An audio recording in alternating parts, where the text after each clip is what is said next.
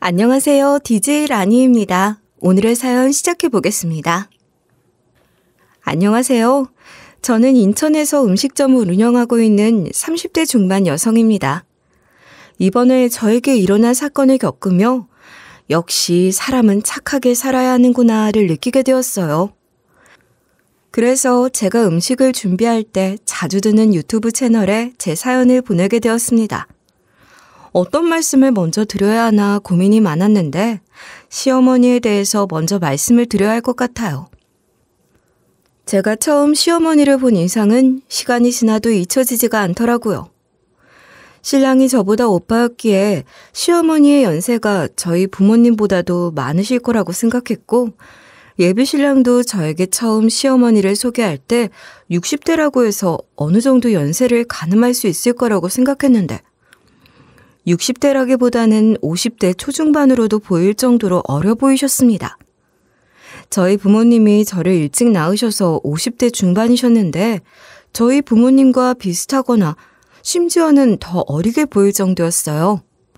얼굴이 동안이라고 보기보다는 60대의 나이에도 화장을 진하게 하시는 편이었고 옷도 굉장히 화려하셔서 제가 그렇게 느낀 것 같았습니다. 신기하기도 했지만 조금 독특한 분 같아서 걱정이 되기도 해서 신랑에게 예비 시어머니에 대해서 물어봤습니다. 어머님은 예전부터 이렇게 화려하셨어? 내가 어렸을 때도 저런 분이셔서 아버지랑 이혼하신 거야. 사람 좋아하고 노는 거 좋아하시고. 당신도 그런 건 아니지?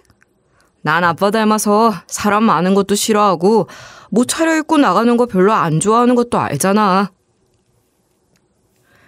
시어머니는 소위 말해서 자유롭게 살아야 하는 사람처럼 보였던 것 같아요. 저는 어머님보다 훨씬 젊은데도 회사 갈 때 선크림만 바르고 갈 때도 있었는데 시어머니는 부지런히 꾸미는 모습에 저 스스로 반성하기도 하고 멋지다고 느꼈습니다. 나이에 상관없이 인생을 즐기는 사람처럼 보였거든요. 남편은 어렸을 때만 하더라도 이런 시어머니가 이해가 되지도 않았고 좋아 보이지 않았지만 커보니 이제는 이해가 된다고 했습니다. 이렇게 시어머니가 화려한 스타일을 좋아하시는 건 장사를 하셔서 그런 것 같기도 했어요. 노는 것도 좋아하고 사람 좋아하는 시어머니가 남편을 데려와 키웠기에 시아버지가 결혼 생활 중 크게 잘못한 게 있는가 했는데 그건 아니었고 그 당시 시아버지는 경제적인 능력이 없었기도 했고 사회적인 분위기 또한 아이는 엄마가 키워야 한다는 인식 때문에 남편은 시어머니 손에서 자랐다고 들었습니다. 처음 신랑과 결혼을 결심하고 홀 시어머니가 계신다는 소리에 걱정이 되기도 하고 결혼을 해도 괜찮을까 싶었는데 시어머니는 혼자였지만 본인 인생 사는 게 바쁜 사람이라 저희의 결혼에 대해서는 크게 관심을 보이지도 않으셨고 간섭도 하지 않으셨습니다. 이런 홀 시어머니라면 결혼해도 문제가 없을 거라고 생각했어요. 시어머니는 결혼하기 전에 저에게 딱 한 가지 물어본 것이 있었습니다. 요즘 결혼하고 일 그만둔다는 애들도 많다던데 너도 그럴 거냐? 애를 낳으면 어떻게 될지 모르겠지만 지금 결혼한다고 해서 직장을 관두는 일은 없을 거예요. 그래야지. 아직 애도 없고 젊을 때 부지런히 벌어놔야 나중에 편한 거야. 저는 첫째로 태어나기도 했고 여태까지 부지런히 살았기에 집에서 살림하는 것보다는 일하면서 돈을 버는 게 적성에 맞았습니다. 시어머니 또한 전업주부로 생활하신 게 아니라 돈을 버는 분이라 그런지 제 대답이 마음에 드셨던 것 같아요. 요즘 세상에 외벌이로 생활하는 게 힘들다며 웃으며 저를 칭찬해 주셨어요. 우리 결혼에 관심을 보이지 않았던 시어머니였지만 아들 혼자서 생계를 유지할까 봐 걱정이 되셨나 보다 싶은 생각에 어느 정도 이해를 할 수 있었죠. 이런 이유로 시어머니가 돈돈거리는 사람이라는 걸 결혼 전에는 눈치채지 못했습니다. 만약 결혼을 준비하는 과정 중에 혼수 뭐 해와라, 신혼집 돈 얼마 가져오냐, 친정에서는 얼마 보태준다니 등의 이야기를 하셨다면 결혼을 진행하지 않았을 거예요. 하지만 돈 부분에 대해서는 어떠한 것도 물어보지 않으셨기에 시어머니가 돈에 밝은 사람이라는 생각을 하지 못했었죠. 그렇게 저희는 결혼을 한 후 시어머니가 운영하는 한밭집을 가게 되었습니다. 우리 엄마가 운영한 걸 내가 받아서 하는 거야. 내가 딸이 있으면 또 물려줄 텐데 아들밖에 없으니 뭐 나중에 너한테 물려줄 수도 있는 거고. 엄청 오래된 곳이네요. 그래서 그런가 음식도 정말 맛있는 것 같아요. 여기 공사장 인부들 중에서 우리 집에서 밥 안 먹어본 사람 없을걸? 시어머니는 저에게 한밭집을 자랑하셨고 시어머니의 어머니 때부터 이어진 가게였음에도 불구하고 동네에서 잘 돼서 그런가 손님이 끊임없이 들어오는 것 같았습니다. 이렇게 돈도 잘 버는 시어머니가 어쩌다 이혼을 하셨을까 궁금할 때도 있었지만 얼마 지나지 않아 이유를 알게 되었습니다. 내가 가게를 하다 보니 다른 것보다 돈이 제일 중요하더라. 그러니까 젊을 때 부지런히 벌어. 내가 젊었을 적엔 네 시아버지 얼굴 보고 만났다가 이 모양 됐잖아. 어머니가 어때서요? 즐겁게 사시잖아요. 빈털털이 능력 없는 남자랑 이혼했으니 이제야 이렇게 사는 거야. 시어머니가 젊었을 때부터 한밭집을 운영했다고 들었기에 본인이 능력이 없었던 것도 아니었을 텐데 시아버지랑 돈 때문에 이혼하게 되었다는 말을 그 순간에는 이해하기 어려웠어요. 하지만 부부일이라는데 그 당사자만 아는 것들이 있기에 시어머니의 말을 듣고 그냥 넘겼습니다. 그리고 저에게는 큰 사건이 하나 발생했었어요. 결혼하고 1년도 안 돼서 제가 다니던 회사가 망하게 되며 저는 하루아침에 백수가 되어버렸습니다.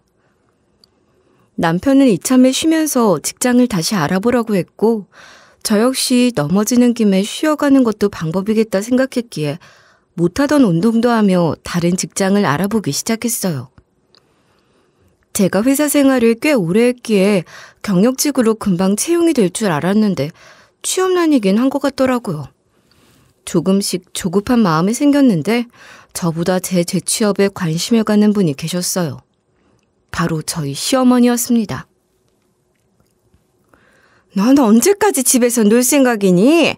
슬슬 일할 곳 찾아봐야 할 거 아니야. 계속 지원은 하고 있는데 생각만큼 쉽진 않네요. 그렇다고 해서 그렇게 손 놓고 있을 거야? 회사가 망해서 잘린 게 아니라 능력이 없어서 해고당한 거 아니야? 나는 능력 없는 애들이 제일 싫더라. 돈이 세상에서 제일 큰 가치였던 시어머니였기에 제가 하루라도 돈 안 버는 꼴이 보기 싫으셨는지 저를 닥달하기 시작했습니다. 제가 회사를 나오고 싶어서 나온 것도 아니었고 하루아침에 회사가 망해버린 걸 제가 어떻게 하겠어요. 몇 번의 재취업이 실패되면서 저 스스로 자존감이 떨어진 상황이었기에 당차게 시어머니에게 대꾸하지 못했습니다. 최대한 시어머니를 보지 않으려고 했고 남편 역시 제가 시어머니 때문에 스트레스 받는 모습을 몇 번 봤기에 본인이 먼저 시댁에 가자고 이야기하지 않았어요. 시어머니가 연락을 해도 남편만 슬쩍 다녀오곤 했는데 이날은 시어머니가 저에게 전화를 해서는 남편이랑 같이 시댁으로 넘어오라고 하셨습니다. 전화 받기 전에는 또 무슨 말씀을 하시려고 전화를 하셨나 싶은 생각에 심란하기도 했지만 제 예상과는 다르게 상냥한 말씀으로 이야기하셨고 저는 그 모습에 웬일인가 싶었어요. 그래서 남편과 같이 시댁으로 넘어갔고 현관에 들어서자 멀끔하게 생긴 노신사분이 서 계셨습니다.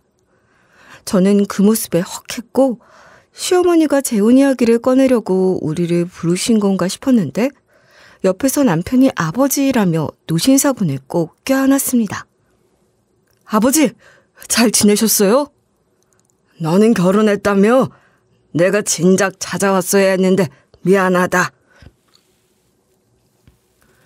돈 없다고 시어머니에게 버림받았다는 시아버지는 재력이 없는 분처럼 보이진 않았어요. 정장이나 손목에 찬 시계가 싸구려처럼 보이진 않았거든요. 그런데 제 궁금증을 남편이 풀어주었습니다. 그런데 여기는 어쩐 일이세요? 어머니랑 연락하고 계셨던 거예요? 너희 엄마가 나 돈 못 번다고 헌신짝처럼 버렸잖아. 그래서 보란듯이 성공한 모습 보여주려고 한참 전에 네 엄마 찾아갔었다. 내 모습 보면 배 아파할 줄 알았거든. 엄마가 지금 아빠 모습 보고 꽤 배 아파하셨을 것 같은데 아빠 목적 달성하셨네요. 나도 그럴 줄 알았는데 니네 엄마가 배 아파하는 기색 없이 반갑게 맞이해 주더라고. 그러면서 잘 돼서 보기 좋다고 하길래 나도 좀 당황했었어. 시아버지는 본인 예상과 다르게 행동하는 시어머니 보고는 나이가 들어서 사람이 변했나 싶은 호기심에 몇 번 더 찾아오게 되셨던 것 같아요. 아무리 이혼을 했어도 한때는 같은 이불 덮고 살던 사이잖아요. 시아버지는 시어머니를 보고 화가 나면 어쩌나 걱정까지 하셨다는데 생각과는 다르게 나긋해진 시어머니의 태도에 마음이 열리신 것처럼 보였어요. 시어머니는 시아버지를 몇 번 만나고 나서 시아버지에게 재결합에 대해서도 말씀을 하셨던 것 같아요. 저는 거의 시아버지가 하는 말만 듣고 있었는데 시어머니의 행동이 뭔가 평소보다는 좀 얌전하고 교양 차리는 느낌이라고 해야 할까요? 어색한 기분이 들었습니다. 한참 시아버지의 이야기를 듣고 있는 와중에 과일이라도 깎아서 내와야겠다 싶은 생각에 일어나 주방으로 들어가려는데 시어머니가 저를 따라 주방으로 따라 들어오셨어요. 왜? 뭐 하려고? 뭐 찾는 거라도 있어? 과일이라도 깎아서 내가려고 하는데 냉장고에 넣어놓은 과일 있으시죠? 됐다. 내가 할 테니 너는 가서 앉아있어. 시어머니는 본인이 할 테니 저보고 가서 쉬라고 하시더라고요. 결혼한 지 오래되지 않았지만 시댁에 와서 시어머니가 저를 배려해 주시는 말씀을 하신 적은 처음이라 저도 모르게 당황하게 되더라고요. 그럴 만도 한 게 시어머니는 매번 일하지 않은 사람은 쉬지도 말라라고 했다는 말을 하시면서 어떻게든 저를 시키고 싶어 하셨어요. 회사에서 잘린 이후로는 시댁에 있을 동안 일이라도 하나 더 시키고 싶어 했던 사람이었어요. 그런데 시아버지가 거실에 앉아있다는 이유 하나로 저를 대하는 태도가 달라지셨습니다. 이런 시어머니의 태도에 놀란 건 저뿐만이 아니었어요. 당신이 그런 것도 할 줄 알아? 요즘 시대가 어느 때인데 며느리한테 이런 거 시키면 우리 아들이 이혼당해. 당신도 많이 변했네. 예전에 나한테 보여준 모습이랑은 너무 달라서 나랑 이혼했던 사람이 맞나 싶네. 지금이랑 예전에 나는 다르지. 그땐 우리 엄마가 그렇게 안 하면 한밭집 안 물려준다고 하셔서 무서워서 당신한테 더 그랬던 거야. 당신한테 말은 안 했지만 내가 마음이 얼마나 무거웠는지 알아? 그래서 여태껏 남자도 안 만나고 혼자 사는 거야. 자유연애하고 다닌 걸 뻔히 아는데 시아버지 앞에서는 천상 여자인 척하는 시어머니의 모습을 보며 충격을 받았습니다. 시어머니가 다른 사람 만난 걸 알고 있다고 해서 제가 아는 척할 수 있는 상황도 아니었고 제가 결혼했을 당시 시아버지가 안 계셨기에 섣불리 행동하는 건 아니라고 생각해 어떠한 말도 하지 않았습니다. 시아버지는 인테리어 업체 사장님으로 일하고 계셨고 들어보니 시어머니와 이혼 후에 도끼를 품고 공사판에 뛰어드셨다고 해요. 일부러 다양한 기술을 배우고 싶어서 큰 공사판들만 돌아다니신 것 같아 보였습니다. 그럼 도배나 장판 같은 걸 주로 하시는 거예요? 그것도 하고 어떤 목적으로 인테리어를 하는지에 따라서 타일을 교체해 준다거나 전기를 설치해 주는 일들도 하고 있으니까 나중에 너희 살고 있는 집 고치고 싶으면 연락해라. 너희 집 공사 정도야 나 혼자서도 해줄 수 있어. 시아버지는 한 분야만 해줄 수 있는 게 아니라 직접 공사도 진행해 주실 수 있을 정도로 성장하시게 되었다고 말씀하셨어요. 그랬기에 독립해서 인테리어 업체를 만드신 것이었어요. 한 군데 사장님으로 계신 게 아니라 시아버지가 운영하는 인테리어 업체 2호점을 만들 정도로 잘 되고 있다고 하시는데 멋있으시더라고요. 처음부터 여유가 있으신 분도 아니었고 시어머니에게 그런 푸대접을 받았는데도 불구하고 포기하지 않고 성공하기 위해 노력했기에 대단한 사람처럼 느껴졌습니다. 남편은 오랜만에 본 시아버지가 좋았는지 계속 이야기를 하고 싶어 했고 그 모습에 짠한 마음도 들었던 것 같아요.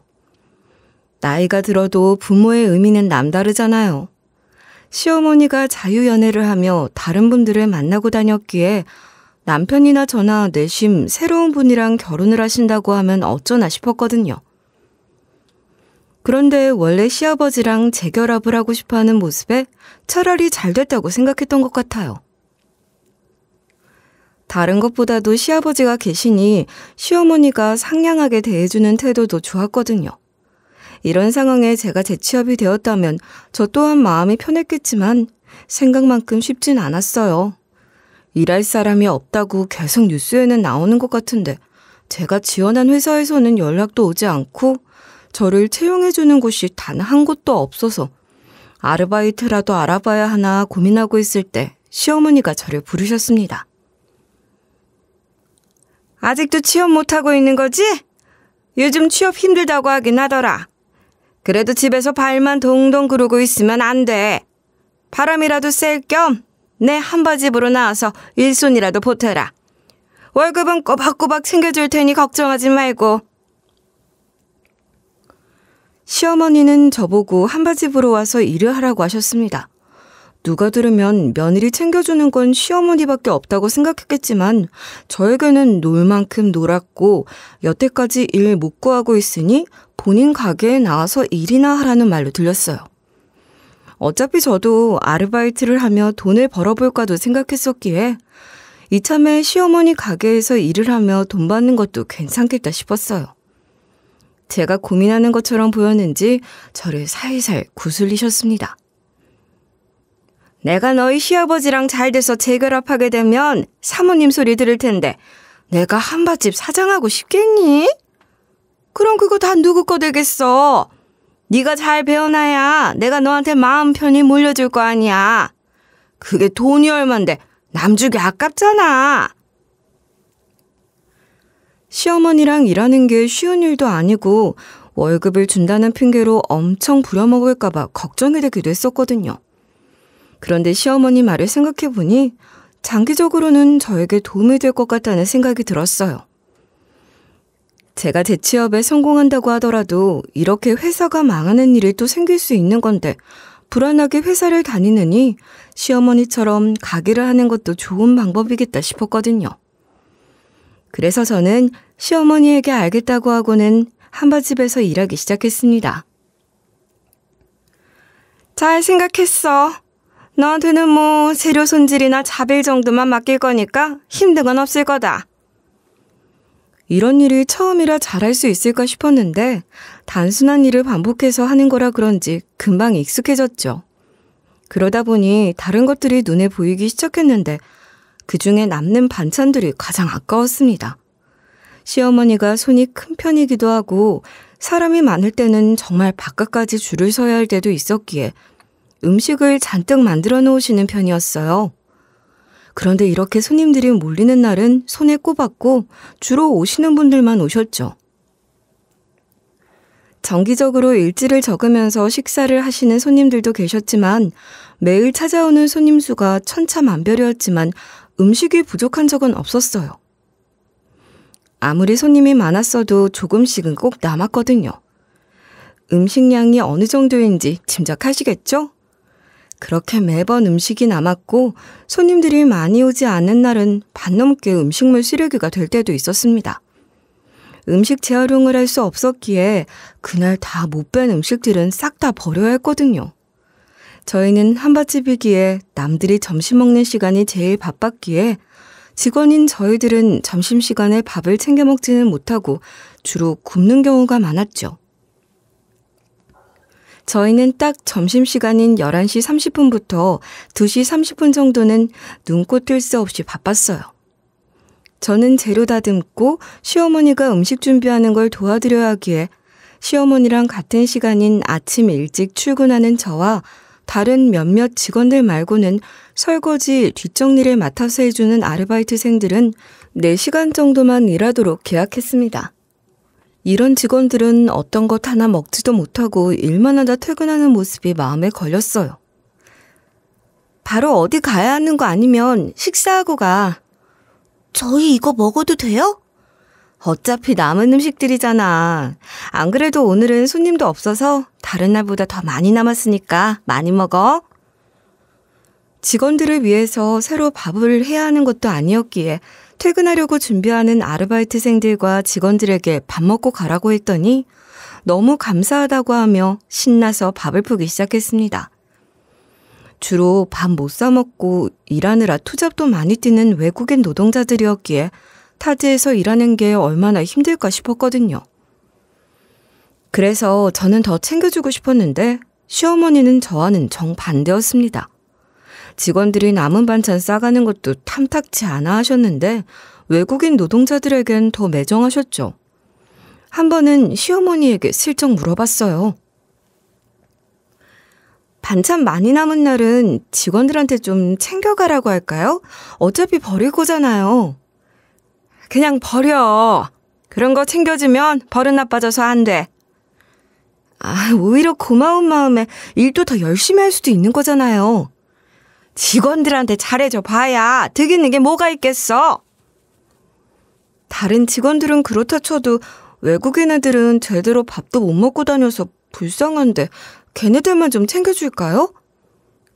얘가 큰일 날 소리라네. 그런 애들은 특히 조심해야 하는 거야. 못 먹고 자란 애들이 욕심이 얼마나 많은 줄 알아?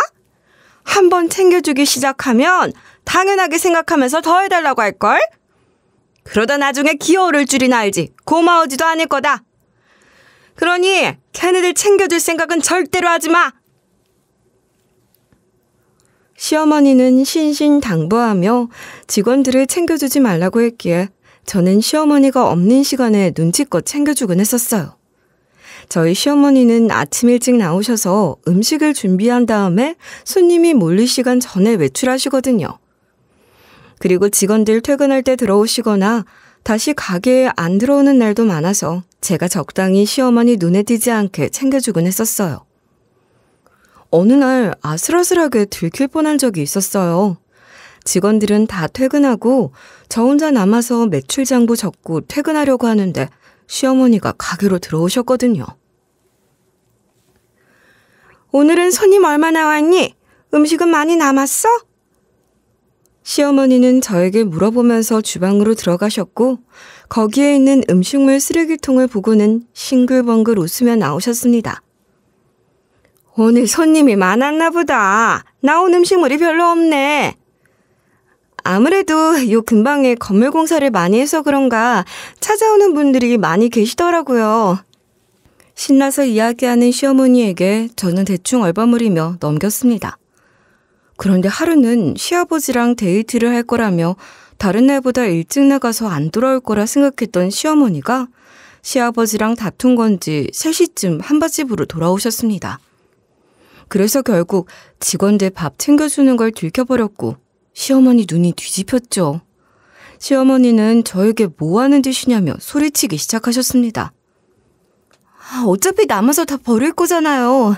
다 같이 먹으면 음식물 쓰레기도 줄이고 직원들도 더 열심히 일하니 서로 좋잖아요. 시어머니는 이런 저에게 욕을 하기 시작하셨는데 저는 오늘 일만 가지고 저를 잡는 것보다는 최근 시아버지랑 자주 만나게 되면서 그 앞에서 계속 내숭을 부려야 했기에 저에게 제대로 성질을 못 부렸거든요. 그래서 속에 쌓인 게 있었는지 이때다 싶어 속풀이하는 것처럼 보였습니다. 이래서 며느리라고 잘해줄 필요가 없다니까? 먼지나게 맞아볼래? 그래야 정신 차리지? 직원들도 다 있는 자리에서 저를 무시하는 투로 말을 하며 머리를 툭툭 건드리셨어요. 솔직히 저는 제가 이런 소리를 들을 정도로 잘못했다고 생각하지 않았기에 그 자리에서 벌떡 일어나서는 시어머니를 내려다보며 날카롭게 쏘아붙였습니다. 그럼 이 음식물을 싹 다 버리라는 소리예요? 저런 애들이 입에 들어갈 바에는 버리는 게 낫지. 내가 그렇게 하라고 했잖아.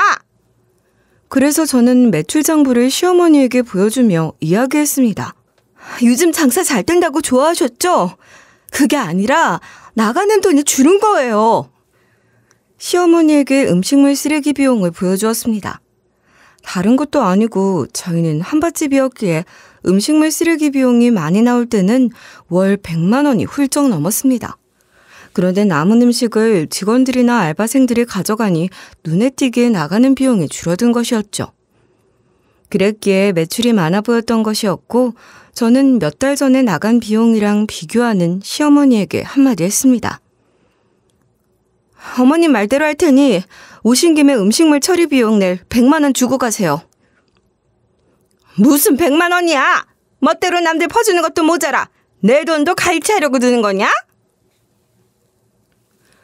돈 내놓으라는 소린 듣기 싫었는지 시어머니는 펄쩍 뛰면서 얘기하셨죠. 그런 시어머니에게 저는 이제 음식물 처리 업체에서 선불로 돈 받는다고 이번 달 비용 처리해야 한다고 말씀드렸습니다. 장부 보셨다시피 저희 100만 원 넘는 달도 많았으니 이제는 100만 원 가지고는 안 되겠네요. 그냥 넉넉하게 200만 원 주세요.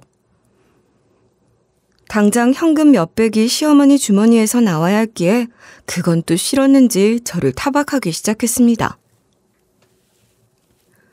요즘 애들은 홍보도 잘한다고 하더라. 음식이 그렇게 남으면 네가 홍보를 제대로 하면 되는 거잖아. 손님들이 많아지게 해야지. 니네들 배만 불리면 되냐? 고작 250만 원 쥐어주시면서 그런 일까지 하라고요? 그럼 저 어머님 가게에서 일 안 해요. 차라리 어디 공장 격리로 들어가서 일을 할 테니까 어머님이 손님들 데려오던가 하세요. 아주 바락바락. 너는 얘네들 앞에서 나한테 이러고 싶냐? 네가 이러면 내가 뭐가 돼? 어머님이 먼저 직원들 보는 앞에서 저한테 맞고 싶냐고 하셨잖아요. 제가 지지 않고 바락바락 대든다고 생각했는지 시어머니는 짜증을 내며 식당을 나가셨고 그 모습에 다른 직원들이 저에게 와서 괜찮냐고 물어봤어요. 저희 챙겨주시는 것 때문에 욕먹으셔서 어떡해요. 죄송해요. 죄송할 게 뭐가 있어. 내가 그러자고 한 건데 신경 쓰지 마. 저는 돈보다는 사람이 더 우선이라고 생각했기에 이제 시어머니도 갔으니 편하게 음식 챙겨가라고 했습니다. 다들 눈치를 서로 보긴 했지만 주섬주섬 반찬을 싸가지고 갔죠. 전 솔직히 이러는 편이 한밭집 운영에도 훨씬 좋은 것이라고 생각했고 음식물 쓰레기도 줄이고 직원들도 좋고 나쁠 게 없는데 시어머니는 왜 이렇게 안 된다고 난리를 치는지 이해할 수 없었습니다. 그때 다시 한번 시어머니는 지독한 욕심쟁이라는 생각만 들었죠. 이렇게 지나갔다 생각했는데 며칠 뒤 시어머니가 저를 부르고는 직원들 다 있는 자리에서 저를 혼내기 시작했습니다. 지난번 직원들 밥 챙겨준 문제 때문에 싸운 게 여적 안 풀렸는지 그때처럼 지독하게 굴었지만 이 또한 지나갈 거라고 생각하며 딴 생각을 하고 있었죠. 그 순간 시아버지가 한밭집으로 들어오셨어요. 아니 며느리가 무슨 큰 잘못을 했길래 애를 그렇게 잡아? 이때 시어머니가 시아버지랑 만나기로 했었던 것 같아요. 그런데 시아버지가 시어머니에게 말을 하지 않고 몰래 약속 시간보다 일찍 한밭집으로 왔고 그 순간 제가 혼나는 모습을 보게 되신 거죠. 놀라서 묻는 시아버지에게 시어머니는 안절부절하며 상황을 수습하기 시작했습니다. 며느리가 실수한 게 있어서 알려주고 있던 거였어요. 애를 잡다니 그런 거 아니야. 당신이 착하게 변한 것 같아서 좋았는데 이러니까 꼭 옛날에 나를 쥐잡듯 잡는 모습이랑 똑같네. 아무리 며느리가 실수를 했다고 해도 직원들도 다 보는 앞에서 이러는 건 아니지?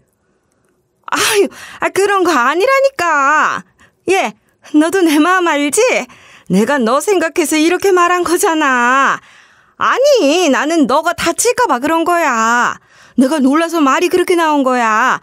너도 놀랐으면 내가 사과할게. 이해하지? 시어머니는 누가 봐도 부자가 된 시아버지를 붙잡고 싶어서 저에게 마음에도 없는 사과를 하기 시작했고 시아버지를 데리고는 서둘러 가게에서 나가버렸습니다. 그리고 그날 저녁 시아버지가 저에게 개인적으로 연락을 해오셨어요. 오늘 너한테 하는 모습 보니까 내가 확인해야 할 게 있어서 너한테 이렇게 연락했다. 내가 연락했다는 건 너희 시엄마한테 이야기하지 말고. 어떤 것 때문에 그러세요? 아까 너한테 그러는 거 보고 심장이 철렁했다. 너희 시엄마랑 다시 재결합하기 전에 시험해봐야 할 것 같아. 나에게 숨기고 있는 진짜 모습을 봐야 하니 너가 나 좀 도와줘라.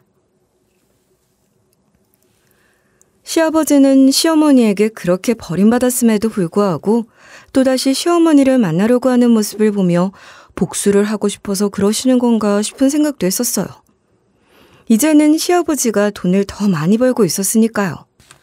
하지만 아이러니하게도 시아버지는 시어머니와 연애 결혼을 했었기에 그때의 정이 아직도 남아있는 것처럼 보였고 정말 시어머니와 살림을 다시 합쳐서 예전과는 다르게 살고 싶어 하셨어요. 그런데 시어머니가 변하지 않으면 예전과 같은 일이 반복될 테니 걱정이 되신 것이었죠.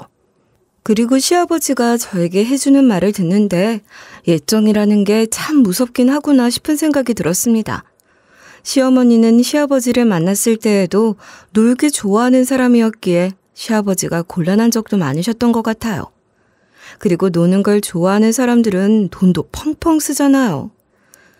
그래서 시아버지는 공장에서 야간 근무를 하면서까지 돈을 벌어왔지만 시어머니는 이런 시아버지를 못마땅하게 생각했던 것 같아요. 같은 집에 살아도 서로 남보듯 할 때도 있었어. 그 당시에는 나도 힘드니 부부 사이에 골이 깊어져도 바로잡을 생각을 못했었지. 그러다 내가 공장에서 크게 다쳐서 수술을 받게 됐었어. 어쩌다 다치신 거예요? 심하게 다치셨던 거예요? 꽤 심하게 다쳤지. 부위도 달렸기에 2달 정도 일을 쉬어야 했어. 그래도 내가 산업재해 인정을 받아서 월급 중 70%는 꼬박꼬박 받았었거든. 그래서 내 치료비는 걱정이 없었는데 저희 시엄마는 그것도 꼴보기 싫은지 나를 벌레 보듯이 하지를 않나 구박을 하지를 않나. 나는 다리 아픈 것보다 마음이 아픈 날이 더 많았어. 시어머니는 일하다 다친 시아버지를 곱지 않은 시선으로 보았고 나중에는 식충이 취급을 했다고 하셨어요. 나중에는 남자가 여자인 자기보다 돈을 못 벌어오면 어디다 쓰냐고 하며 자존심을 갈기갈기 찢어놓으셨고 다시 그 공장으로는 복귀를 못할 게 뻔하다며 그렇게 탓을 했다고 하셨어요. 내가 당시 꽤 큰 공장을 다녔거든. 앉아서 일하는 곳이라면 다시 회사 들어가는 게 어렵지 않았겠지만 거기는 가만히 서 있을 수가 없는 일이었어. 그래서 다른 공장보다도 월급이 짭짤했거든. 시아버지는 야간 근무까지 하셨기에 사장으로 일하는 시어머니보다 가져오는 돈이 더 많았다고 하셨어요. 그런데 한순간의 사고로 입원을 하게 되며 2달 동안 치료를 받게 되었는데 시어머니는 이런 시아버지를 들들 볶았고 안 그래도 불안함이 있었던 시아버지도 자존감이 계속 떨어지셨던 것이죠. 그래서 시어머니가 능력 없으니 이혼을 하자고 했을 때에도 지칠 대로 지쳐있던 시아버지는 별말하지 않고 요구하는 대로 다 들어줬다고 말씀하시는데 듣는 제 마음이 다 아팠습니다. 시아버지는 돈 몇 푼에 본인이 버려졌던 것이 이해가 안 되기도 하면서 지금 시어머니가 본인에게 잘해주는 것이 자기 돈 때문일 수도 있겠다는 생각이 들었다며 저에게 도와달라고 한 것이었어요. 이 사람이 아직도 안 변했고 지금 나한테 이러는 게 내가 지금 잘 나가는 인테리어 사장이라 그러는 거라면 재혼할 이유가 없지. 너가 날 도와주면 나중에 내가 너 사업할 돈 장만해주마. 시아버지는 제 눈치를 보며 조심스럽게 부탁을 해오셨고 저도 그간 시어머니에게 당한 게 너무 많기도 했고 시아버지의 이야기를 들어보니 안 도와줄 이유가 없기에 알겠다고 말씀드렸습니다. 시아버지는 시어머니에게 약간의 희망을 갖고서 진심으로 대하는 것처럼 보였거든요.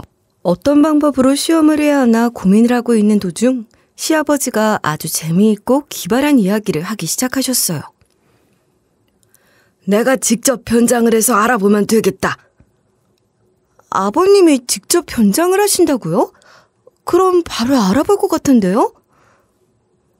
내가 젊었을 때 겉멋이 들어서 잠깐이지만 연극 동아리에서 활동도 했었고 사장이 되면서 얼굴에 철판 깔고 뻔뻔하게 말하는 건 나를 따라올 자가 없을 거야. 시아버지는 자신 있다고 말씀하시면서 이런 건 본인이 직접 해야지 누가 또 하겠냐고 하셨어요. 그래서 변장 화장이랑 가발을 맞출 수 있는 곳을 알아봤습니다. 한번 찾아가서 둘러봤는데 그곳으로 연극하는 분들이 많이 와서 그런가 원하는 스타일이 있으면 맞춰주신다고 하셨어요. 노숙자처럼 허름해 보였으면 좋겠는데 그런 것도 가능한가? 그럼 물론이죠. 이번에 맡으신 역이 그런 역이신가 보네요. 저번에 몇 번 해봐서 잘해드릴 수 있으니 걱정하지 마세요. 요즘에는 노년 배우들이 많이 찾아온다는 이야기를 하시면서 전후사진 샘플을 건네주셔서 살펴보는데 정말 같은 사람이 맞나 싶을 정도로 못 알아보겠더라고요. 분장은 해결이 됐는데 사실 저는 목소리가 제일 걱정이었어요. 얼굴이야 가발을 쓰고 화장을 하고 옷도 허름한 것들을 구할 수는 있지만 사람마다 갖고 있는 고유의 목소리가 있잖아요.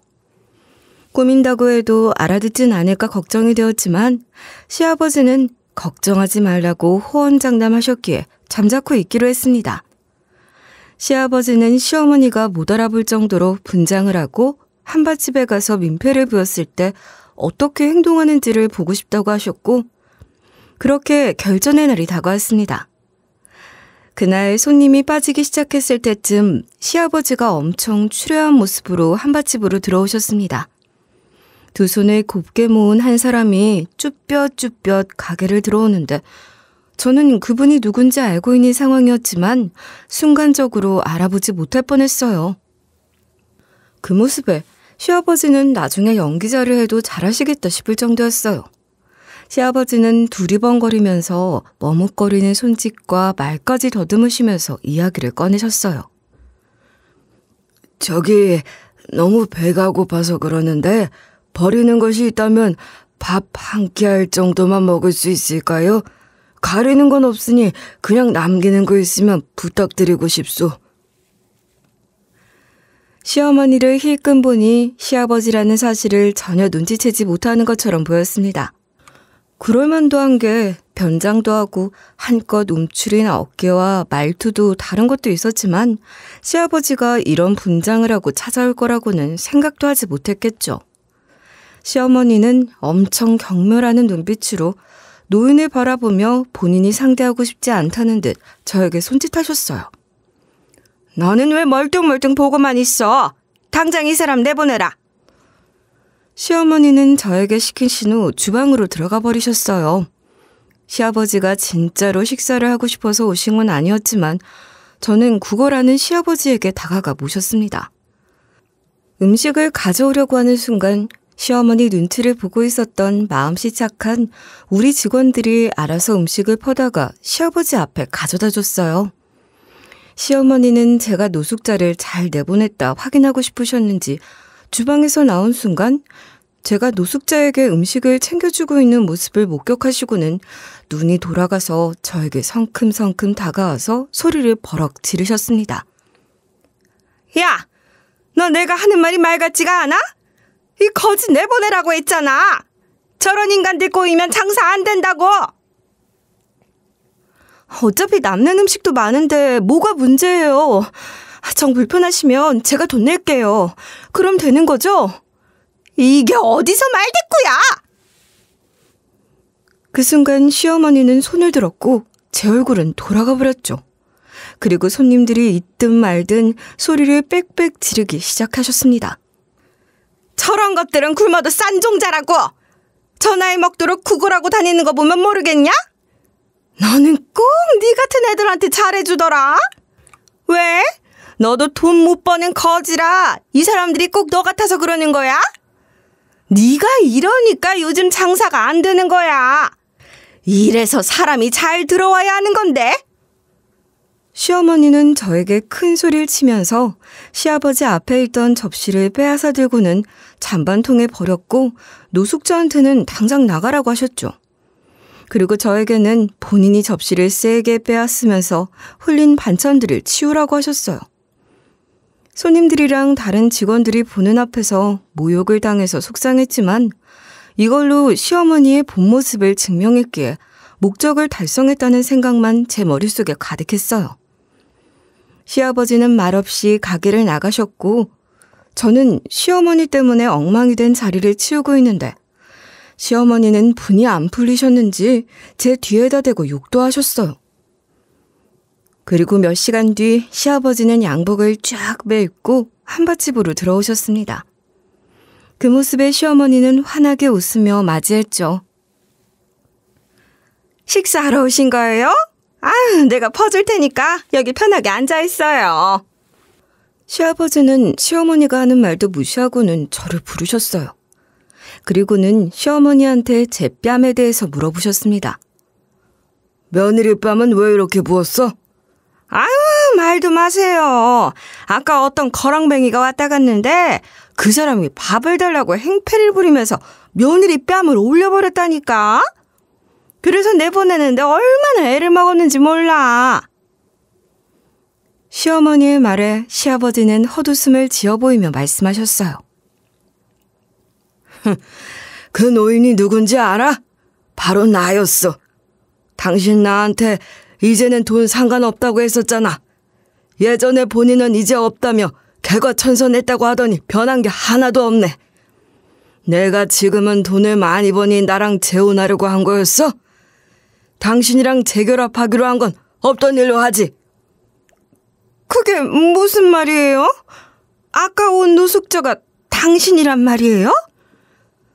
내가 당신한테 이혼당하고 막노동하러 다녔을 때 딱 그 몰골이었어. 당신 내가 더러워 보인다는 이유로 내쫓은 거잖아. 당신의 그런 태도는 내 삶을 무시하는 거야. 당신이 애 엄마라고 해도 다시 합칠 생각 없으니 그렇게 알아. 시아버지도 사람들 앞에서 시어머니에게 창피함을 당해봐라 싶으셨는지 고래고래 소리를 지르셨어요. 가게 문도 열어놓으시고 소리치셔서 지나가던 사람들도 힐끔힐끔 쳐다봤습니다. 시아버지가 왜 이렇게 화가 났나 봤더니 시어머니가 시아버지 앞에서는 세상 둘도 없는 천사인 것처럼 말했었더라고요. 나한테는 불쌍한 사람들에게 음식 나눠주려고 음식을 많이 한다고 하지 않나? 아직도 밥 제대로 챙겨 먹지 못하고 다니는 사람들이 많아서 속상하다고 했으면서 어떻게 그럴 수가 있어? 시어머니는 시아버지의 마음을 잡기 위해서 세상 착한 척을 했고 그게 다 들통이 난 순간이었습니다. 듣는 저도 이렇게 기가 막힌데 당한 시아버지는 어떠셨겠어요? 왜 이렇게까지 시어머니의 속마음을 알아보려고 했는지 이해가 되더라고요. 본인 앞에서 보여주는 행동과 저를 대하는 태도가 묘하게 달랐기에 시아버지는 똑똑히 확인하고 싶으셨던 거죠. 이렇게 시어머니의 검은 속내는 탄로나 버렸고 다급해진 시어머니는 저를 붙잡고는 묻기 시작했습니다. 너는 알고 있었어? 너 지금 너희 시아버지랑 짜고 나한테 이런 거야? 시아버지는 그 자리에서 몸을 돌려서 밖으로 나갔고 시어머니는 시아버지를 따라 달려갔습니다. 그런데 몇 분 뒤 시어머니가 터덜터덜 가게로 다시 들어오셨고 저한테 다가오셔서는 싹싹 빌기 시작하셨어요. 내가 잘못했다. 너한테 손을 올릴 필요는 없었는데 너가 시아버지한테 좀 잘 말해줘라. 내가 이렇게 사과하마. 제가 왜 그래야 하는데요? 시어머니는 그 즉시 무릎을 꿇고는 본인 뺨을 때리기 시작했어요. 그러면서 저에게 사과하셨죠. 그런데 저에게 진심으로 미안해서 하는 사과는 아니었고 시아버지에게 말해주길 바랬던 것 같아요. 내가 이렇게까지 한 거 너희 시아버지한테 가서 꼭 좀 얘기해줘라. 저는 그럴 생각이 없는데요. 제 뺨이 아직도 얼얼해서 사과 받아들일 마음도 없어요. 저도 오늘부로 여기 나올 일이 없으니 혼자 알아서 하세요. 그 순간 시어머니는 제 바지가락을 잡고는 잘못했다고 빌기 시작했어요. 제가 여기에서 나가버리면 당신이 할 수 있는 일은 정말 없다고 생각하신 것 같았습니다. 절박하게 저를 붙잡으셨거든요. 그런데 사람이라는 게 참 본인이 잘못을 저질렀어도 남의 탓을 하고 싶은가 봐요. 본인이 잘못했다고 하면서 저에게 용서를 구하던 시어머니는 갑자기 제 탓을 하기 시작하셨어요. 너가 진작에 엄지를 줬으면 내가 이렇게까지 했겠니? 이게 다 너 때문이야. 물건 나간 내 재혼 어떡할 거야? 너가 책임져! 시어머니가 고래고래 소리를 지르며 제 탓이라고 하는데 역시 사람은 쉽게 변하지 않는다는 생각을 했던 것 같아요. 시어머니와 시아버지 사이에 있었던 일들을 전해 들은 남편도 시어머니에게 학을 대더라고요. 나 이제 시어머니 볼 생각 없어. 당신 혼자 어머님 뵙고 오던가 해. 나도 이제 엄마 없다고 생각하고 살려고. 이참에 우리 이사 나가자. 이 동네에 있으면 엄마 안 보고 싶어도 볼 수밖에 없어. 그렇게 저희는 시어머니와 연을 끊으며 다른 동네로 이사를 갔고 시아버지의 도움을 받아서 장사를 시작하게 되었습니다. 처음에는 시아버지가 건네주시는 돈으로 카페를 할까 고민했었는데 시아버지가 인부분들을 데리고 다니면서 밥을 먹으러 다니는 모습을 보며 한밭집이 떠올랐습니다. 생각해보니 한밭집이 일하는 시간도 괜찮고 잘만 하면 수입도 나쁘지 않을 거라고 생각했거든요. 그래서 저는 요리학원을 다니면서 한밭집 장사 준비를 했어요. 이 기간 동안은 하루에 3시간에서 4시간씩 자면서 배웠는데도 불구하고 힘든 거 하나 없이 하루하루가 너무 재밌었습니다.